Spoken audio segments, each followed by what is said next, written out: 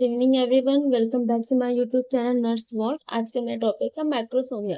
तो माइक्रोसोमिया क्या होता है? Macrosomia refer to condition where newborn baby has an abnormally high birth weight. Macrosomia एक टाइप का कंडीशन होता है जिसमें जो न्यूबॉर्न होता है उसका वेट जो होता है वो हाई होता है, उसे कहते हैं माइक्रोसोमिया। अगर उसका वेट देखा जाए तो more than equal to 4 kg, अगर नेशनली देखा जाए तो ये माना जाता है 4 kg से अगर ज्यादा है तो उसे माइक्रोसोमिया। 4.5 kg ज्यादा इंटरनेशनली अगर देखा जाए तो उसे माइक्रोस्कोप माना जाता है। तो कहीं 4 kg होता है, कहीं 4.5 kg होता है। या फिर हम लोग बोल सकते हैं मोर देन इक्वल टू 90% है तो उसे माइक्रोसोमिया कहते हैं। मोस्ट कॉमन अगर देखा जाए तो मेल फीटस में ये कंडीशन दिखाई देता है। अब कॉजेस और रिस्क फैक्टर की बात करें तो मैटरनल डायबिटीज, अगर माँ को डायबिटीज है तो ये मोस्ट कॉमन होता है। ये कैसे हो सकता है? ठीक है, ये रीजन कैसे हो सकता है? अगर माँ को डायबिटीज, हमें पता है जब डायबिटीज होगा तो बॉडी में मतलब इससे क्या है, तो बॉडी में हाइपरग्लाइसीमिया की कंडीशन, मतलब ग्लूकोज का लेवल जाता है। तो अगर मदर में हाइपरग्लाइसीमिया तो फीटस में भी हाइपरग्लाइसीमिया होता है। अगर हाइपरग्लाइसीमिया है तो जो वो क्या कहते हैं, जो पेनक्रियाज होगा उसको स्टिमुलेट करेगा, जिसकी वजह से क्या होता है, इंसुलिन का प्रोडक्शन होगा ज्यादा। और हमें पता है जो इंसुलिन होता है वो फीटस के ग्रोथ के लिए बहुत ज्यादा इंपॉर्टेंट होता है। अगर बॉडी में इंसुलिन बहुत ज्यादा है तो इसका मतलब उसका ग्रोथ बहुत ज्यादा हो, इसलिए इस कंडीशन को क्या कहेंगे? Macrosomia. Maternal diabetes most common cause होता है।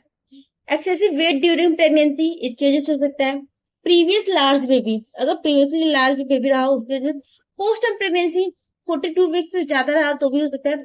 तो भी genetic factor, multiparity, advance maternal age हो सकता है। आते कॉम्प्लिकेशन, अगर कॉम्प्लिकेशन के देखा जाए तो मदर में और बेबी में क्या देखा है? मदर में क्या डिफिकल्ट लेबर, प्रोलॉन्ग लेबर हो सकता है, ऑब्स्ट्रक्टेड लेबर हो सकता है, सिजेरियन डिलीवरी के चांसेस इंक्रीज हो सकते हैं, बर्थ का बर्थ कैनाल इंजरी हो सकती है, क्योंकि जो वो बर्थ बेबी का साइज बड़ा है तो डिलीवरी के टाइम पे बर्थ कैनाल की इंजरी हो सकती है। पोस्टमार्टम हेमरेज हो सकता है, क्योंकि जो अगर बेबी का साइज बड़ा तो ओवर डिस्टेंशन हो जाएगा, ओवर डिस्टेंशन हो जाए तो वो उसे फिर से नॉर्मल स्टेज आने में टाइम लगेगा। अब बताए बेबी में क्या होगा? बर्थ इंजरी से फिर हो सकता है शोल्डर डिस्टोसिया।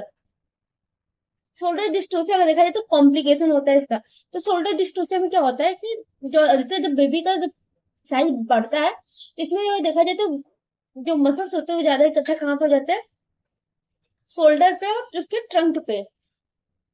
इसे कहते हैं शोल्डर डिस्टोसिया। हाइपोग्लाइसीमिया हो सकता है। ब्रीथिंग डिफिकल्टीज हो सकती हैं। डायग्नोसिस की बात करें तो क्लिनिकल एग्जामिनेशन अगर करवाएंगे तो जो यूट्राइन साइज होगा वो लार्ज रहेगा। अल्ट्रासोनोग्राफी करवाएंगे तो फीटल का वेट हम लोग का पता एस्टिमेट कर सकते हैं। मैटरनल ग्लूकोज टेस्टिंग करवा सकते हैं। अब आते हैं मैनेजमेंट की बात। मैनेजमेंट में सबसे पहले था एंटीनेटल मैनेजमेंट। एंटीनेटल मैनेजमेंट हम लोग क्या करेंगे? कंट्रोल मैटरनल डायबिटीज, मदर को जो डायबिटीज उसको कंट्रोल करके रखेंगे। न्यूट्रिशनल काउंसलिंग देंगे, हम लोग उसको कैसे डाइट लेनी वो बताएंगे। रेगुलर ब्लड ग्लूकोज को मॉनिटर करते रहना है।